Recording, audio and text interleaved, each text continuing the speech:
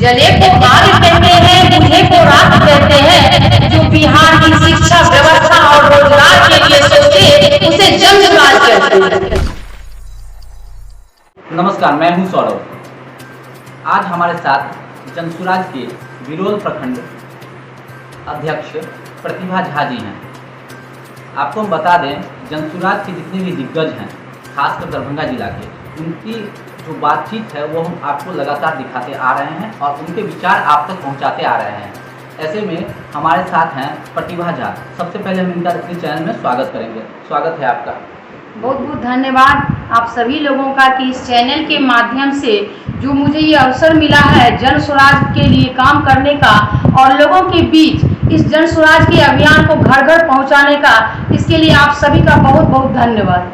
2 अक्टूबर आज से ठीक 2 साल पहले जनसुराज की पद यात्रा शुरू हुई थी और जनसुराज के सूत्रधार हैं प्रशांत किशोर। उन्होंने घोषणा भी की है कि आगामी 2 अक्टूबर को वह पार्टी बनाएंगे और 243 सीटों पर विधानसभा चुनाव लड़ेंगे।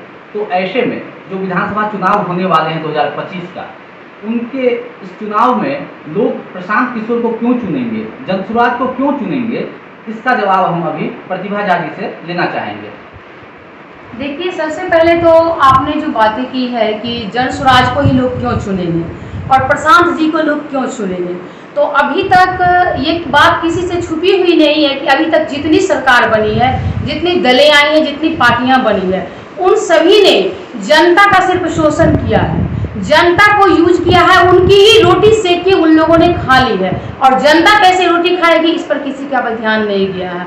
लेकिन जनसुराज अभियान प्रशांत किशोर जी का एक ऐसा मुहिम चला है जो सिर्फ जनता के लिए सोच रही है, और जो जनता के लिए सोचेगी, जनता को जागरूक करेगी, तो ये निश्चित है कि जनता भी तो उसी को चुनेगी ना, क्योंकि आज तक किसी पार्टी ने भी जनता के भलाई के बारे में नहीं सोचा है। और प्रशांत किशोर एक ऐसे व्यक्ति हैं जो हमारे बिहार की धरती पर वो कदम रख चुके हैं, क्योंकि जब रामायण में भी था कि जब रावण का अत्याचार बढ़ गया था तो राम भगवान इस धरती पर अवतार लेकर आए थे और उसको खत्म करके फिर से एक नया राज्य शुरू किया था। तो प्रशांत किशोर जी भी बिहार के एक अच्छे बेटा है, एक अच्छे भाई है, और वो हमारे समाज का, हमारे बिहार का कल्याण जरूर करेंगे और एक नवनिर्मित बिहार का निर्माण होगा। प्रशांत किशोर जी की इस मुहिम में सफलता मिलेगी। जनसुराज की जो मुहिम है, जो अभी पद यात्रा चल रही है, आने वाले जो समय है उसमें विधानसभा चुनाव लड़ती है, तो उसका मुख्य उद्देश्य क्या है जनसुराज का? चुनाव लड़ना या बिहार के लिए कुछ?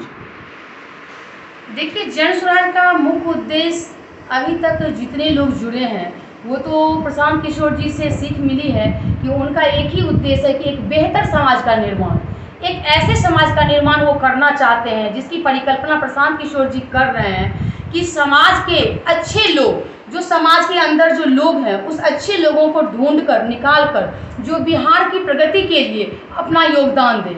और दूसरी बात ये है कि ये जो अभियान है ये एक जागरूकता अभियान है। जनसुराज जो गांव-गांव जाकर समाज के बीच, लोगों के बीच जागरूकता अभियान फैला रही है कि क्योंकि जनता क्या है कि वो सो चुकी है, जनता को जगाने का प्रयास ये अभियान कर रही है। और जनता जब तक जगेगी नहीं तब तक कोई संभव कुछ होने वाला ही नहीं है बिहार के लिए। लेकिन जिस तरह का अभियान जनसुराज चला रही है, इससे ये साबित हो रहा है कि जनता अब जग चुकी है और सबका एक ही कहना है कि घर घर जनसुराज आना चाहिए। अभी आपने बोला अच्छे लोग, और जनसुराज का जो थीम है, जो लोगो है, उसमें भी अच्छे लोग और सही सोच की बात आती है।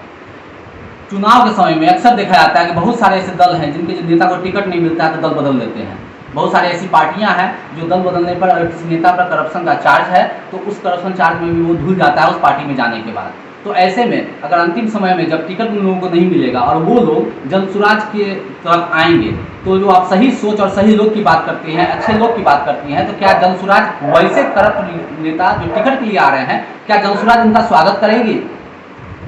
जहाँ तक मुझे अनुभव है कि ऐसा तो कभी हो ही नहीं सकता है कि जनसुराज वैसे लोगों को टिकट देगी, क्योंकि प्रशांत जी ने साफ शब्दों में कह दिया है कि अभी तक जितने भी नेता पार्टी बन चुकी है वो क्या कर चुके हैं, जिसका खामियाजा क्या भुगतना पड़ रहा है बिहार के लोगों को, ये किसी से छुपा हुआ नहीं है। और रही बात अच्छे लोगों की, सही लोग, सही सोच, सामूहिक प्रयास, तो प्रशांत किशोर जी इतने जल्दबाजी में किसी को टिकट देने वाले नहीं हैं। इस मुहिम में यही तो एक काम चल रहा है कि घर घर जाने का मतलब क्या हुआ, यही हुआ कि जो अच्छे लोग हैं उसको ढूंढ कर निकाला जाए। जिस तरह से अगर आप घी बनाते हैं तो मक्खन को मथने के बाद ही उसमें से घी निकलता है, ठीक उसी तरह से समाज के बीच उनके जितने भी लोग हैं अभियान के तहत घर घर जाकर अच्छे लोगों को खोज कर ढूंढ कर निकाल रहे हैं। एक डॉक्टर भी आप देखते हो कि नस पकड़ कर ही बोल देते हैं कि कितनी बीमारियां आपके अंदर में है, लेकिन प्रशांत किशोर जी एक ऐसे नेता हैं कि वो किन्हीं की छवि देखकर ही बता देते हैं कि ये किस लायक नेता बनने वाले हैं कि या नहीं। और अगर फिर वही बात अगर पिछले पार्टियों की तरह अगर प्रशांत किशोर जी ने टिकट दे दिया तो जो अभी तक जो बदनाम हो चुकी है जो दल जो सरकार, तो फिर तो जन स्वराज में और दूसरी पार्टी में कुछ अंतर ही नहीं रह जाएगा। इसीलिए ऐसा कभी नहीं होगा। अभी 1 साल का समय है 2025 के चुनाव में, हम लोग इस अभियान में कदम मिलाकर प्रशांत किशोर जी के साथ चल रहे हैं और अच्छे लोगों की तलाश कर रहे हैं। और हमें पूर्ण विश्वास है कि अच्छे लोग हमें जरूर मिलेंगे जो बिहार की प्रगति के लिए निस्संदेह इस जन स्वराज से जुड़ेंगे और जन स्वराज को सफलता मिलेगी। आप एक महिला हैं और देश में महिला सशक्तिकरण की बात होती है। बहुत सारी पार्टियां हैं जो कहती हैं कि हम विधानसभा चुनाव और लोकसभा चुनाव में महिलाओं को उतारेंगे, लेकिन बस खानापूर्ति करके रह जाती है। कुछ सीटों पर महिला उम्मीदवारों को टिकट दे देती है। ऐसे में 243 सीट जो जनसुराज टिकट देगी उसमें कितने लोग ऐसे होंगे, कितनी महिलाएं ऐसी होगी जिनको शामिल किया जा सकता है? क्या महिलाओं को जनसुराज भागीदारी देगी? देखिए, अभी तक जो समाज है जो दुनिया है, लोग महिलाओं को तवज्जो नहीं दे रहे थे, लेकिन ये कोई नई बात नहीं है। आप अगर देखें तो जब से सृष्टि का निर्माण हुआ है महिलाएं की प्राथमिकता सबसे पहले रही है, उनकी भूमिका अहम रही है। क्योंकि अगर आप देवता की भी बात करें तो लीजिए सिया राम, राधा कृष्ण, ये सब क्या है, गौरी शंकर, सबसे पहले तो महिलाएं ही थी। लेकिन ये समाज के लोग नए नए तरह के अपने ढंग से जो समाज बनाए हैं, नए कानून बनाए हैं, उसमें उन लोगों ने क्या किया है कि पुरुष प्रधान समाज में प्राथमिकता पुरुष को ज्यादा दे दी गया है और महिलाओं को उन्होंने समझ लिया कि ये घर की शोभा है, घर के चूल्हा चौका तक सिमट के रह जाएंगी। लेकिन अब ये जंगल राज खत्म हो चुका है। प्रशांत किशोर जी अब महिलाओं को फिर से दोबारा मौका दे रहे हैं और महिलाएं, नारी पूरी तरह से सशक्त हो चुकी है, वो इस मौका को खोना नहीं चाहती है और घर घर की महिलाएं प्रशांत किशोर जी से जुड़ चुकी हैं। और मैं भी एक महिला हूं और महिला अध्यक्ष होने के नाते मैंने बहुत सारी महिलाओं को जोड़ा है इस क्षेत्र में और आगे हमारा टारगेट है कि इस 1 साल के दरमियान पूरे 1 लाख महिलाओं को इस जन स्वराज से जोड़ूंगी और महिला सशक्तिकरण पर पूरी तरह से जोर दिया जाएगा। और अभी आप अगर सीटों की बात करें तो ये जन स्वराज प्रशांत किशोर जी ने स्पष्ट शब्दों में कह दिया है कि 243 सीट जिस पर विधानसभा चुनाव होगा 2025 में, उसमें 40 सीट पर महिला उम्मीदवार को खड़ा किया जाएगा। तो जब 40 सीटों पर महिला उम्मीदवारों का कब्जा होगा तो आप तो ये अच्छी तरह से जानते हैं कि जिस घर की महिलाएं पढ़ी लिखी महिलाएं हैं, जो घर संभाल लेती हैं, जो समाज संभाल लेगी, वो पूरे देश को संभाल लेगी। एक महिला यदि एक पुरुष को जन्म दे सकती है, पूरे दुनिया को चला सकती है, तो क्या राजनीति नहीं कर सकती? अब वो समय आ गया है। प्रशांत किशोर जैसे भाई महिला को मौका दिए हैं, हम महिलाएं पूरी ताकत के साथ पुरुष के कदमों में कदम मिलाकर चलेंगे और अपनी पूरी योगदान देंगे और जन स्वराज में हमारी पूरी भागीदारी रहेगी। अब तक देखा गया है कि बिहार में जात पात के आधार पर या धर्म के आधार पर सीटों का बंटवारा किया गया है, लेकिन जन स्वराज ने ऐसा पहले भी घोषणा कर चुका है कि जिसकी जितनी हिस्सेदारी होगी उतनी ही उसकी भागीदारी होगी विधानसभा टिकट में। ये कितना कहाँ तक सही है? क्या ऐसा होने वाला है कि 243 सीटों में 40 महिला उम्मीदवार के अलावा जो सीट हैं उस पर जिस कास्ट के, जिस धर्म के या जो भी संख्या बल के हिसाब से जितनी ज्यादा हिस्सेदारी जन स्वराज में होगी उतनी ज्यादा टिकट जो है वो उन लोगों को या वो जो धर्म के लोग हैं या जात के लोग हैं उनको दिया जाएगा। ये हिस्सेदारी और भागीदारी पर क्या कहना चाहेंगे? देखिए, हिस्सेदारी की जहां तक बात है, जन स्वराज पार्टी किसी व्यक्ति विशेष की पार्टी नहीं है। सबसे पहली बात, ये जन स्वराज का तो मतलब ही हुआ जनता का सुंदर राज, और जन मतलब जनता और स्वराज, सु का मतलब होता है बढ़िया, बढ़िया यानी कि जनता की सरकार। और अगर आप देखें तो जनता की जब सरकार बनेगी तो जनता में सभी वर्ग के लोग आ रहे हैं। और जहां तक जातिवादी की बात हो रही है तो प्रशांत किशोर जी सभी जाति के जितने वर्ग के लोग हैं उन सभी को एक नजर से उन्होंने देखा है, हिंदू हो, मुस्लिम हो, चाहे वो किसी भी वर्ग के लोग हों। और उन्होंने साफ कह दिया है कि जितनी जिसकी साझेदारी उतनी उसकी हिस्सेदारी। तो जब उन्होंने कभी इस बात को उठाया है नहीं कि सभी वर्ग के लोगों को क्या करना है नहीं करना है, उन्होंने एक समान दिया है, महिला का सीट अलग कर दिया है, मुस्लिम भाइयों का सीट एकदम सुरक्षित कर दिया है, जितने भी हैं सभी के लिए वो समान हिस्सेदारी देने के लिए तैयार है। तो सभी वर्ग के लोग जनता में ही आ जाते हैं और जब एक जनता का सुंदर राज बनेगा तो इस वर्ग की कहीं कोई बात ही नहीं रहेगी, सबके लिए एक समान हो जाएगा जन स्वराज। अभी मुस्लिम की बात की है तो जन स्वराज 243 सीटों में 40 महिलाओं को देगी, लेकिन मुसलमान जो होंगे जो टिकट पर आएंगे वो कितने विधानसभा चुनाव पर मुसलमानों को टिकट दिया जाएगा, ऐसा कोई घोषणा प्रशांत किशोर ने किया है? देखिए, इसमें सबसे पहले तो जहां तक हम लोगों ने देखा है कि परसेंटेज के हिसाब से 75% उनका कहना है कि उसमें मुस्लिम भाइयों को दिया जाएगा, क्योंकि उनकी बहुत ज्यादा भागीदारी रही है। और ये तो पुराना इतिहास है, अगर हम पिछले बैक में भी अगर जाते हैं, राजनीति को देखते हैं तो हिंदू और मुस्लिम ये दो ही हैं जो राजनीति की अगर नींव जो सोची जाए तो वो नींव है कि ये दोनों वोटर अगर मिल जाते हैं तो किसी भी पार्टी को जिता देते हैं। तो इसीलिए मुसलमान भाइयों की 75% की हिस्सेदारी है और वो उन्हें मिलेगी, इसमें कोई गलतफहमी नहीं है, कोई कोताही वाली बात नहीं है। जन स्वराज ने ये साफ कर दिया है पहले से इस पार्टी में। अभी हाल ही में लोकसभा चुनाव में है, लोग मतदान करने पहुंचे, लेकिन बहुत सारे लोगों ने नोटा का बटन दबा दिया। क्या आने वाले विधानसभा चुनाव में नोटा की जगह एक विकल्प जन स्वराज बनेगा? जरूर बनेगा, एकदम तय है।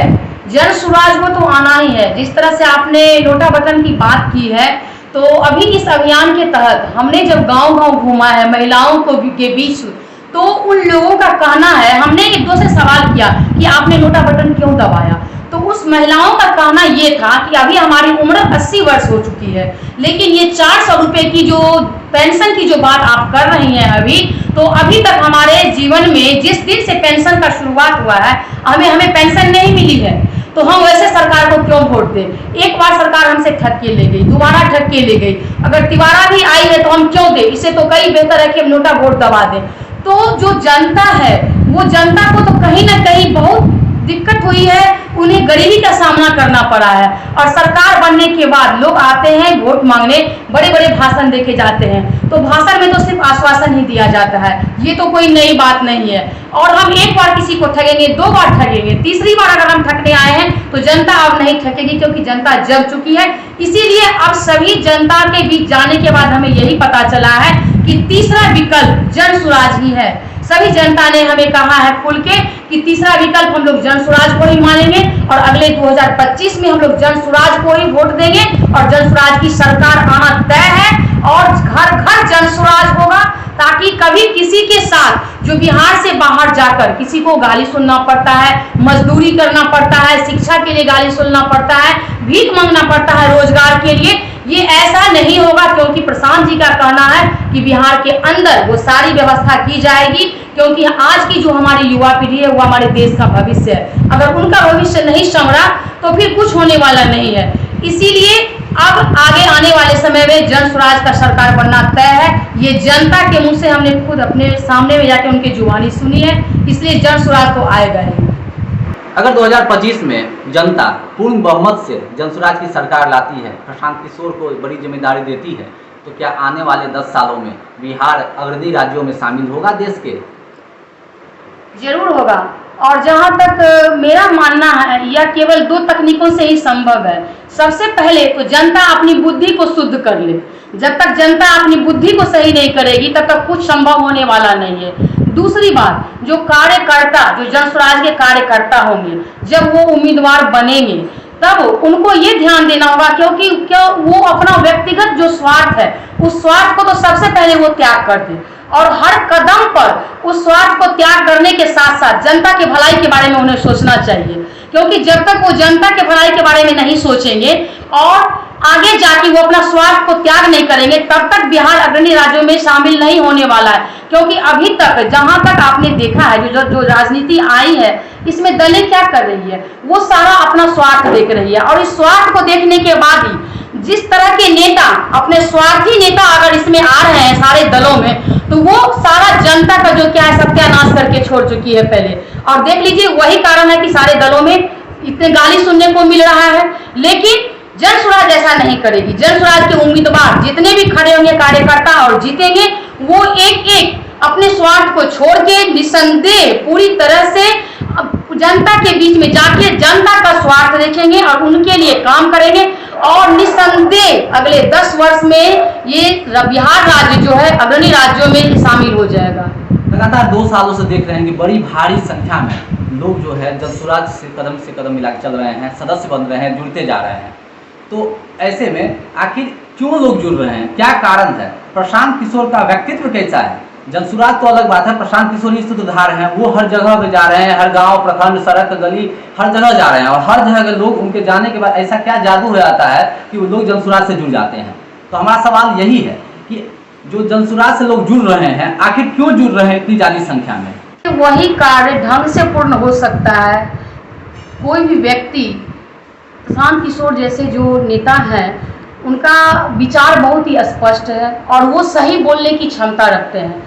और आज के समय में जो सही बोलने की क्षमता रखी, जिसका विचार स्पष्ट हो, जो आपकी वर्तमान को देखते हुए और आपके जीवन में जितनी समस्याएं हैं उसको आपके सामने रख सके, वही व्यक्ति आगे जाके दूरदर्शी नेता बन सकते हैं। और ये सारी खूबियां तो प्रशांत किशोर जी में पहले से मौजूद है। और यही एक कारण है कि जो लोगों के बीच में जब वो जाते हैं तो लोगों को इतने वो भा जाते हैं, इतने पसंद आ जाते हैं कि लोगों का ये कहना है कि प्रशांत किशोर जैसे आदमी आज तक हमने इस बिहार की धरती पर इससे पहले कभी नहीं देखा। क्योंकि सभी लोगों के मन में ये सवाल, 2 सवाल पहले से ही आ रहा है कि अभी तक जितनी सरकार बनी है, जैसे कि लालू जी की सरकार, उन्हें कौन जिताया? प्रशांत किशोर जी ने। जो जदयू के जो ये है मुख्यमंत्री नीतीश कुमार जी, उनको कौन जिताया? तो प्रशांत किशोर जी। मोदी जी को कौन जिताया? तो प्रशांत किशोर जी। तो ये सभी की सोच विचार है कि ये जब दूसरे की सरकार बना सकते हैं तो इनमें इतनी बुद्धि, इतनी क्षमता है और ये इतने काबिल है कि ये खुद की सरकार क्यों नहीं बना सकते हैं। और दूसरी बात ये है कि अभी तक ये जो सरकार बनाए हैं, देश विदेश सबका भलाई किए हैं, सबका कल्याण किए हैं, लेकिन अभी तक ये बिहार के बेटा होने के बावजूद इनके बिहार के लिए कभी कुछ ऐसा नहीं हुआ है। जब इन्होंने को ये लगा कि हमारे बिहार की स्थिति बहुत खराब है, तब इन्होंने ये कदम उठाया कि अब हम बिहार के लिए सोचेंगे, हमें किसी पार्टी के साथ काम करना नहीं है। और इन्हीं बातों को देखते हुए जनता इनसे इतनी प्रभावित हुई है कि सारे लोग प्रशांत किशोर से खुश हैं और वो लोग चाह रहे हैं कि प्रशांत किशोर जी हमारे एक दूरदर्शी नेता बने और वो एक दूरदर्शी नेता साबित होंगे। ये हम लोगों को पूर्ण विश्वास, निसंदेह है कि इनको तो आना ही है हम लोगों का नेता बन के। ये हम लोगों का बहुत बड़ा मसीहा है और बिहार अब ऐसा बदलाव करेगा जो आगे इतिहास बन जाएगा। आज तक इतिहास में ऐसा किसी नेता ने नहीं किया होगा जो प्रशांत किशोर जी जैसे भाई, उनके जैसे बेटा हमारे बिहार के लिए करेंगे। जन स्वराज से लोग जुड़ते जा रहे हैं, लेकिन आप जन स्वराज से जुड़ने के लिए जो बिहार वासी हैं, जो दरभंगा वासी हैं, उनसे क्या अपील करना चाहेंगे और खासकर महिलाओं से क्या अपील करनी चाहेंगे पूरे बिहार वासियों के लिए? सिर्फ दरभंगा की महिलाएं नहीं, पूरे सूबे की जितनी भी महिलाएं हैं, उनसे आप क्या अपील करना चाहेंगी जन स्वराज को लेकर के? मैं सभी महिलाओं को, बहनों को, माताओं को ये संदेश देना चाहूँगी कि महिलाएं अब जगो, हमारी बहनें, अब समय आ गया है तुम्हें जगने का। क्योंकि अभी तक जो हमारे समाज का जो इतिहास है, वो ये पुरुष प्रधान जो समाज रहा है, वो महिलाओं की कदर नहीं कर रहा है। जब सीता माता की कदर नहीं हुई तो हम और हमारी बहनें कौन सी गली में है खड़ा। इसीलिए अब वो समय आ गया है। प्रशांत किशोर जी ने हमें मौका दिया है और ये मौका बार बार नहीं मिलता है हमारे जीवन में। हमें लग रहा है कि हम लोगों का अंतिम मौका है और इस मौका का पूरी फायदा उठाएं हमारे पूरे बिहार की महिलाएं। पूरी तरह से अपनी ताकत को झोंककर अपनी एकता को साथ में रख के सभी महिलाओं में एकता बनाएं और पुरुष के साथ कदम में कदम मिलाकर चलें और बिहार के लिए ही, पूरे बिहार में जितने भी जिले हैं, समाज है, उन सभी के लिए। क्योंकि अगर इस समाज का विकास होगा तभी हमारे जिले का विकास होगा और जब जिले का विकास होगा तभी हमारे पूरे बिहार का विकास होगा। इसीलिए हम सभी को एक साथ जुट होकर जन स्वराज के लिए हम महिलाओं को आगे आना होगा। क्योंकि अगर देखा जाए तो प्रशांत किशोर जी, क्योंकि एक कहावत ही है कि कोई व्यक्ति यदि दृढ़ विश्वास और दृढ़ संकल्प लेकर किसी भी कार्य को करने का यदि बीड़ा उठाता है तो प्रकृति और देवता सदैव उसकी सहायता के लिए तत्पर होते हैं। और प्रशांत किशोर जी जो काम कर रहे हैं वो तो ऊपर में जो भगवान बैठे हैं उनको भी सहायता करना ही होगा। ये खुली चुनौती हम महिलाओं की है, क्योंकि भगवान भी ऊपर बैठे हुए हैं और उन्हें भी ये चुनौती स्वीकार करना पड़ेगा हम महिलाओं का, क्योंकि हम महिलाओं के लिए ये बहुत बड़ा समय है। हम अपने भविष्य को उज्जवल कर सके, अपने बच्चे के भविष्य को उज्जवल कर सके, अपने परिवार के, अपने प्रखंड के, अपने समाज के भविष्य को। इसलिए सभी महिलाएं खुलकर घर से बाहर निकले, प्रशांत जी के कदम में कदम मिलाकर चले, इस अभियान को सफल बनाएं। मैं सभी माताओं बहनों से यही निवेदन करूंगी कि अब समय आ गया है, अब आप जग जाएं, क्योंकि कहा भी जाता है कि अगर आप नहीं जगेंगे, भगवान ऊपर वाला मौका बार बार नहीं देती है, इसीलिए इस मौका का पूरी तरह से फायदा आप उठाएं। अभी आपने जनसुराज के विरोध प्रखंड के जो अध्यक्ष हैं प्रतिभा झा, उनको सुना और उनके विचार आप तक पहुँचाए।